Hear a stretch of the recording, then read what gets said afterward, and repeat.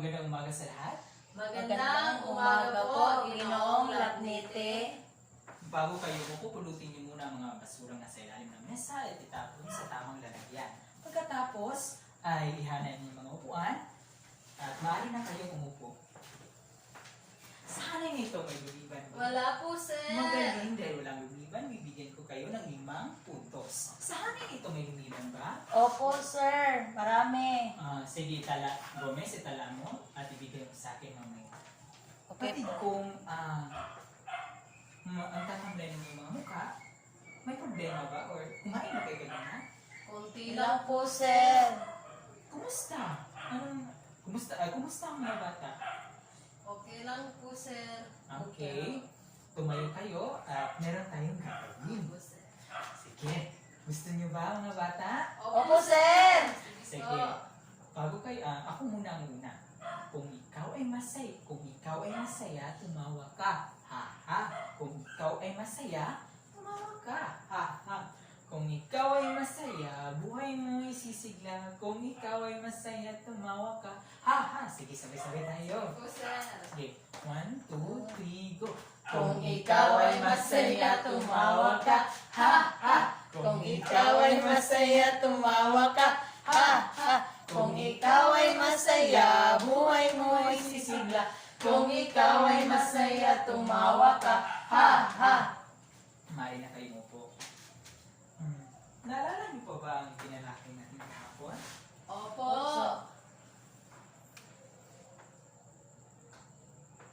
Magaling. Dahil naalala niyo ang tinalakay natin kahapon, ang pamagat ng ating tinalakay kahapon ay EDSA sa gitna ng maraming pagsubok. Meron ako mga katanungan.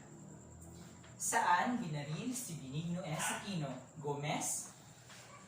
Sa Tarmac, Manila International Airport. Magaling talagang nakikinig ka kahapon. Binaril si Benigno S. Aquino sa Tarmac, Manila International Airport noong Agosto 21. Bakit may revolusyon sa EDSA? Berna Santos? Siguro po dahil may revolution po sa EDSA dahil po naghimagsik po ang mga Pilipino dahil po noong pinatay si Benigno Aquino at sa pamamalakad po ni Marcos. Magaling talagang nakikinig ka kahapon, Berna, sa talakayan. Nangyari sa revolusyon ay yung mga lantarang paghimagsikan o pagpapakita ng paghimagsikan ng mga Pilipino sa sistema o pamamaraan ng pamahalaang Marcos.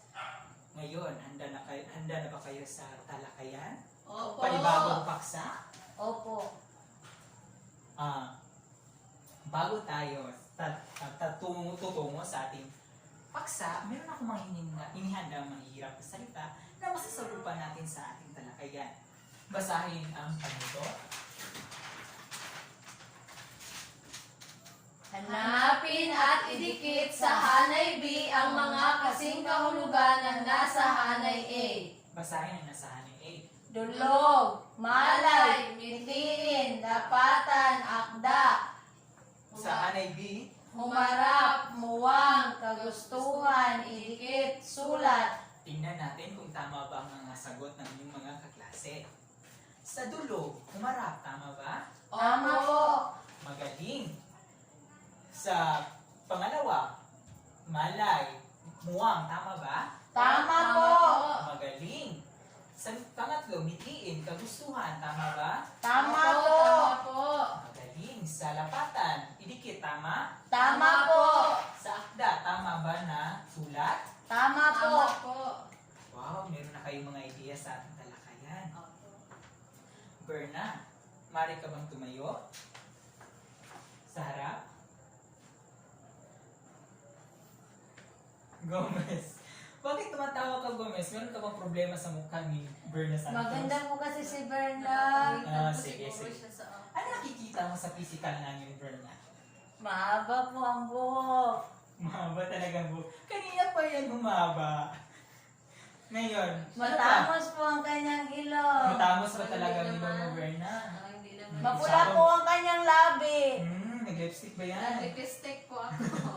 Ano po yung mata niya, maitim. Mata. Parang walang kain siguro to. Sige, sige. Ano Sexy pa? po si Berna. Sige. Maganda po yung katawan niya. Tingnan natin kung tama ba ang yung binanggit. Mahaba ba ang buhok ni Berna? Opo.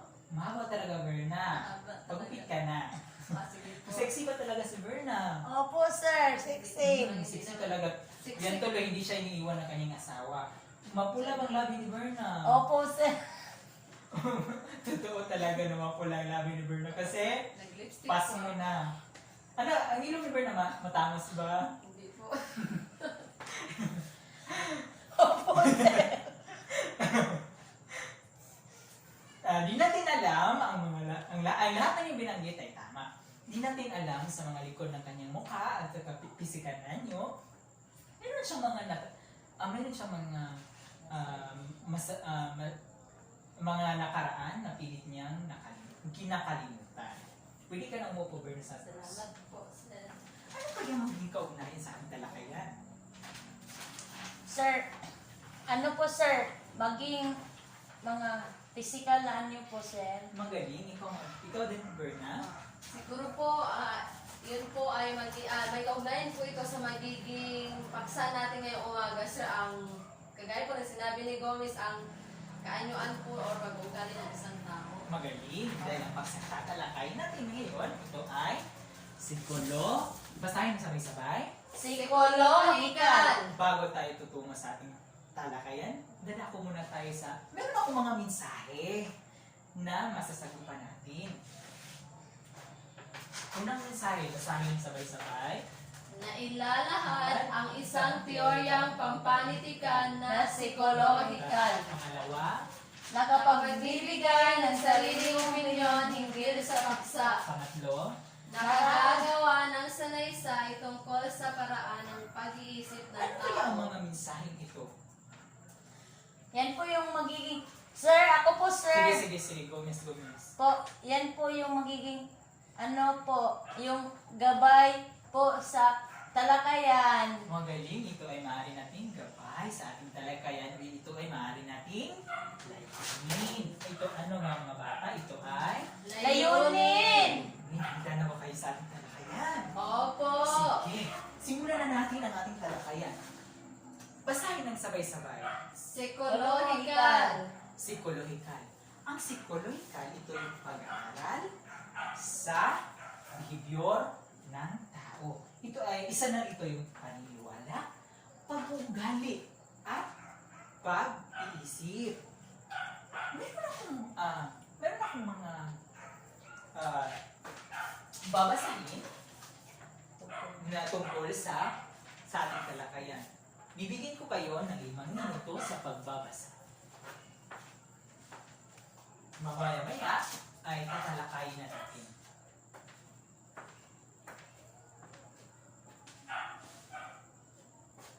Tapos na ang 5 minuto sa pagbabasa. Unang bahagi, basahin mo nga Bruno Santos. Sa pagtatalakay ng psikolohikal sa dolog, hindi maaaring maihiwalay ang pangalan ni Sigmund Freud, ang itinuturing na ama ng psikolohiya. Sino nga yung ama ng psikolohikal? Sigmund Freud po. Si Sigmund Freud. Siya ang ama. Ipagpatuloy mo. At ang kanyang mga pag-aaral na tungkol sa mga ginagamit sa pagsusuri ng panitikan. Ayon kay Freud, ang tao ay isang iceberg na lumulutang sa ibabaw ng karagatan. Ano nga yung sinabi ni iceberg? Ni Freud? Ang Ang tao daw po ay isang tulad niya sa iceberg Iceberg. na lumulutang sa Opo. karagatan. Pagpatuloy mo. kung saan nakikitang bahagi nito yaong nasa ibabaw ng tubig. Ano nga yung nakikita natin sa ibabaw ng tubig? Ito yung Iceberg. icebergs lang. Yung yellow po. Yellow. Ay ang malay na bahagi ng ating katauhan. Yung nakikita natin sa ibabaw ng iceberg, ito yung malay na katauhan. Ipagpatuloy. Ibig sabihin, ito ang mga paborito o hilig at iba pa. Samantala, Ay, ang ito raw yung mga hilig. Ito yung hilig at paborito. Sige. Ay, yung nasa ibabaw po. Opo. Samantala, ang ibig sabihin nito ang bahaging ito ng iceberg ay nakalubog sa ilalim ng tubig ay di malay na bahagi ng isang tao. Ito ang kanyang alaala noong nasa sinapupunan pa Ano lamang nga yung siya. tawag na sa ilalim ng iceberg? Ito yung Di malay. malay. Na ang ibig sabihin ay mga Yung Mga karanasan po. karanasan. Ipagpatuloy. bahagi ng isa. Ito ang kanyang alaala noong nasa sinapupunan pa lamang siya ng kanyang ina. Ang mga traumatikong mga karanasan na pilit kinakalimutan at maging ang mga mithiin at gustong itago dahil sa masama at bawal. Magaling. Pwede ka nang over na. Yung nasa ilalim raw ng icebergs, ito raw yung mga di malay na mga karanasan na nasa sinapupunan ng sanggol. Ito yung mga karanasan na pilit na nakalimutan. Ipagpatuloy mo, Gomez. Bunga nito, tungkulin ng bawat manunuri ng pag-aralan ng kabataan at ng may akda at kung paano nilikha. Ang manunulat ang kanyang akda. Sa kabilang banda, maaari rin namang suriin na lamang ang teksto sa mga tiyak nitong sangkap, gaya ng kilos ng mga tauhan, ang kanilang motivasyon. Masusuri, sabi raw ni Freud, masusuri lamang ito sa katauhan, kilos ng tauhan. Ano pa yun? Kanilang Motibasyon, ano at ang pa? kanilang ugnayan sa iba pang Ugnayan tauhan. sa ibang tauhan. Ano yun? Kilos, ugnayan sa motibasyon at ugnayan sa iba pang tauhan. Magaling. Bukod rito, kung may sapat na kaalaman ang manunuri sa psychiatrist, particular sa psychosexual theories at interpretation of dream ni Freud, maaari niyang bigyan kahulugan ang mga simbolo at imahe na ginagamit ng may akda sa kanyang akda.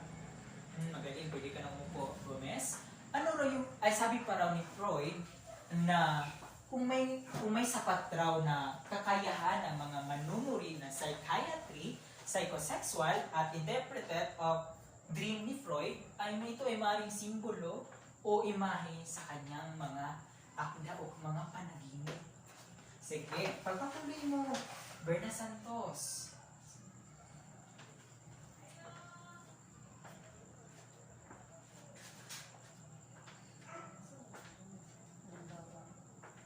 Isang halimbawa. Isang halimbawa ng akda na maaaring lapatan ng dulog na ito ay ang maikling kwento ni Tony Perez na Taong Pugot. Sino nga yung may ikling kwento? May ikling kwento? Si Tony Tony Perez. Perez Na siya raw ay Taong Pugot. Sige, pagpatuloy. Inilalarawan ang uri ng kaisipang tumatakbo sa utak ng isang kriminal na pumatay ng kanyang kapatid at ng iba pang mga tauhan Ano sa ibig sabihin kwento. ng taong pugot? Ito yung taong kriminal na pumapatay sa, ano yun? Pamilya? Sa kanyang Pamilya. kapatid po. Sige, pagpatuloy. Ang ganitong pananaw tulad ng mga nauna ay may mga limitasyon ding. Una, nawawala ang mahalagang papel na ginagampanan ng lipunan at kasaysayan na naiimpluwensyahan sa paglikha ng isang teksto. At ikalawa, may tendensyang maging kritikal na pagsusuri dahil pilit nitong pinagsasama ang aspektong pangsiyensya sa pagsusuri ng isang akda. Magaling dahil lubos niyo ba naunawa natin talakayan ngayon? Opo, sir. Magaling. Dahil lubos mo na naunawa natin talakayan, meron ako mga katanungang ihanda.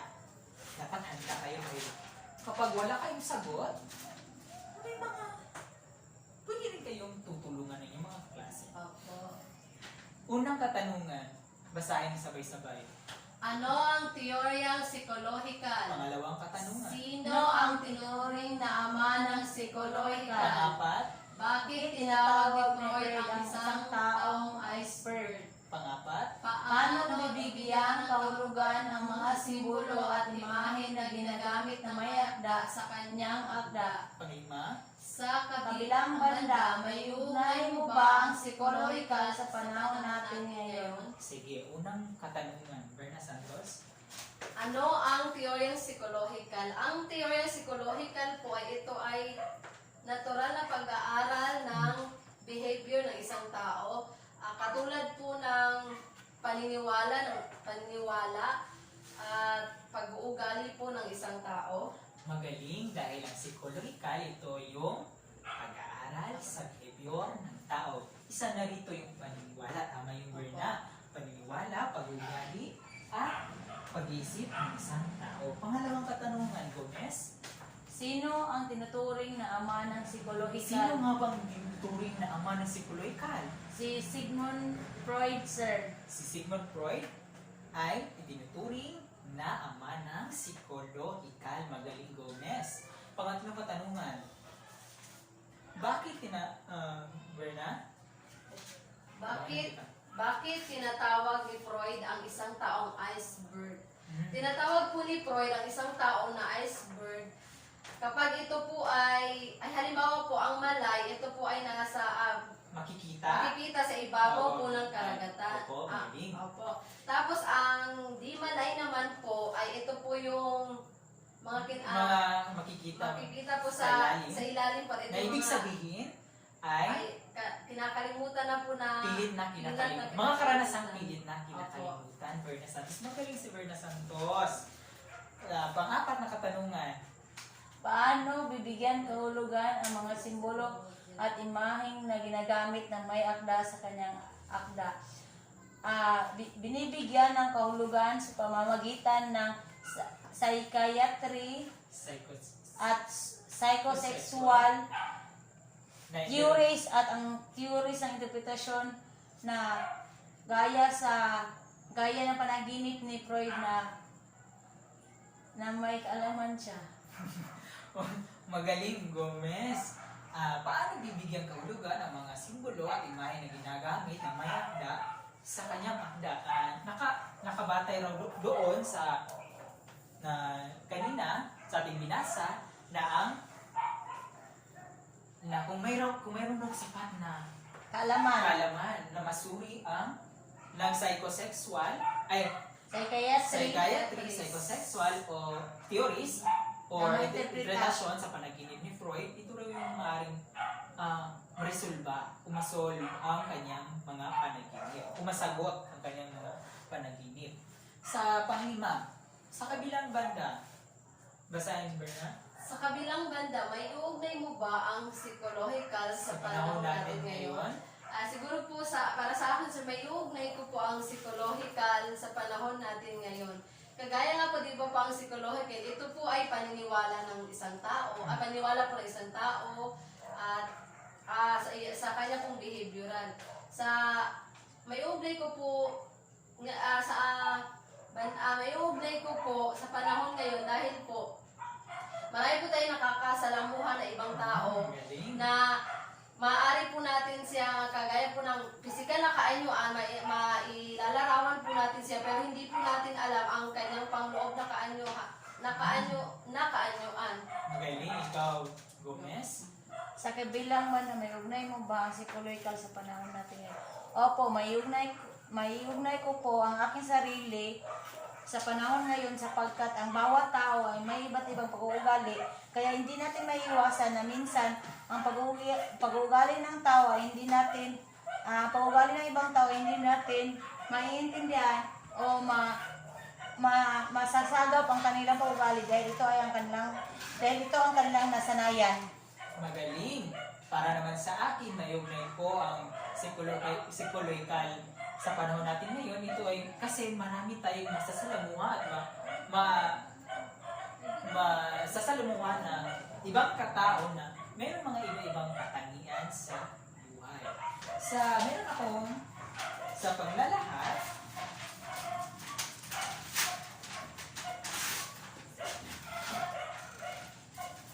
basahin yung sabay-sabay. Kung babalik ka sa nakaraan, ano ang gusto mong makalimutan? Sa iyong palagay, Berna, ano mga gusto mong makalimutan sa mga nakaraan? Siguro po sir, kung babalik po ako sa nakaraan, ang gusto ko pong makalimutan ay yung pong mga maling nagawa ko po na Maring yung iba po ay hindi ko po sinasadya dahil po siguro sa musmus pa lamang po ako. Kung bibigyan po ako ng pagkakataon, yun po ang gusto ko po makalimutan. Yun lamang po. Magaling. Ikaw naman, Gomez. Ano po, kung babalik po ako sa nakaraan, gusto kong siguro yung mga nais ko makalimutan yung mga bagay na sa tingin ko po ay mali. Ngunit para rin po sa akin ang mga nakaraan po ay nagsilbing inspirasyon sa ating buhay upang humarap sa ating bagong buhay ngayon sa kasalukuyan. Magaling, Gomez at Lucas Santos. Para naman sa akin, kung babalik ako sa nakaraan ko, ano ang gusto ko makalimutan? Yung mga sakit na pinagdaanan ko sa buhay. Yung gusto ko nang kalimutan, pero di natin basta-basta makalimutan kasi bumabalik yung mga alaala na bumabalik sa ating buhay. Dahil, meron ba kayong katanungan? Wala na po, sir. Sige, wala kayong katanungan, susubukan ko kayo sa pangkata gawain.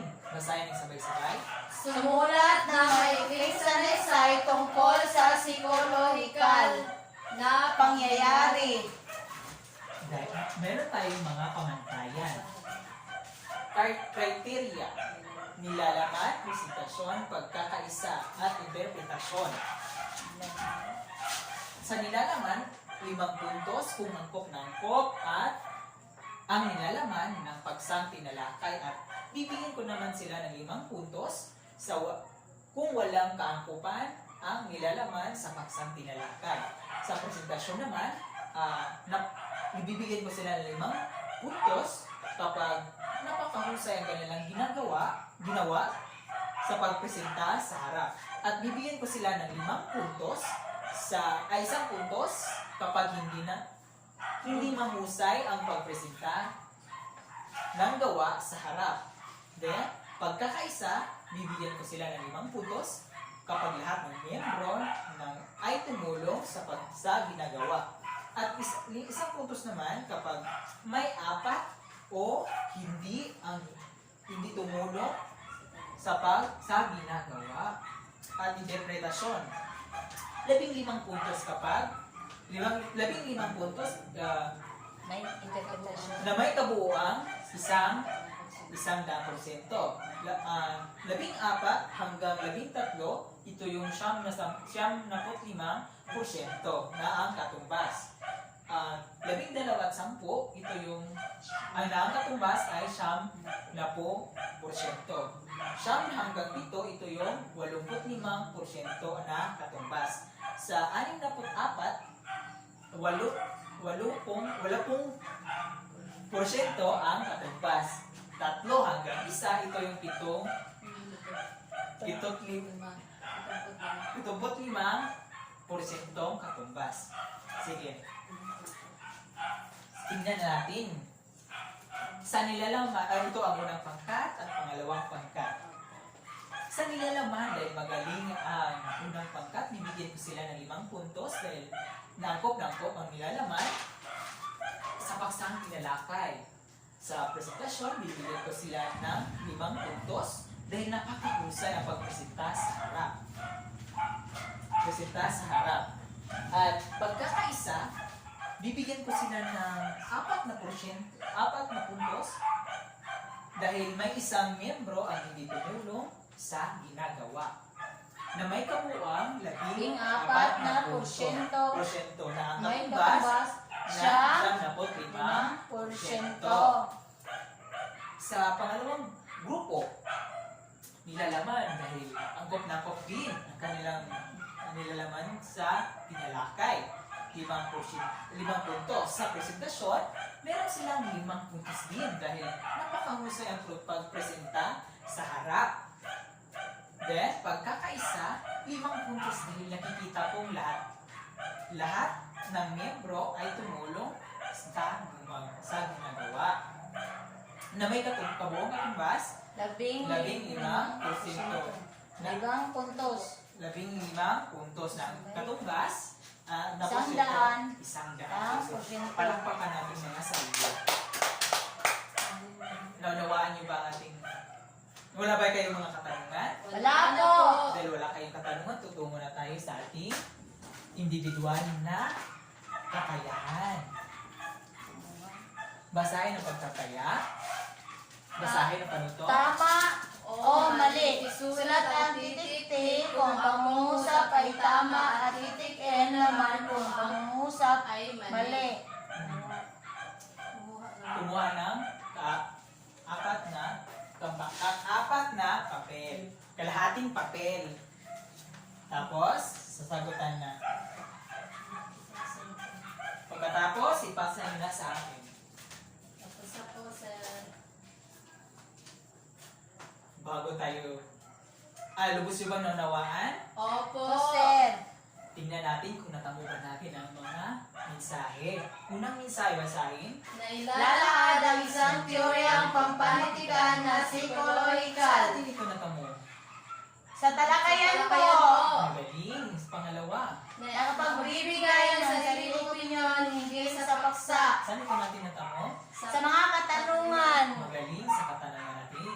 Then, ikatatlo. nakagagawa ng sanaysay tungkol sa paraan ng pag-iisip ng tao. Magaling saan ito natin natalakay. Sa pangkatan po,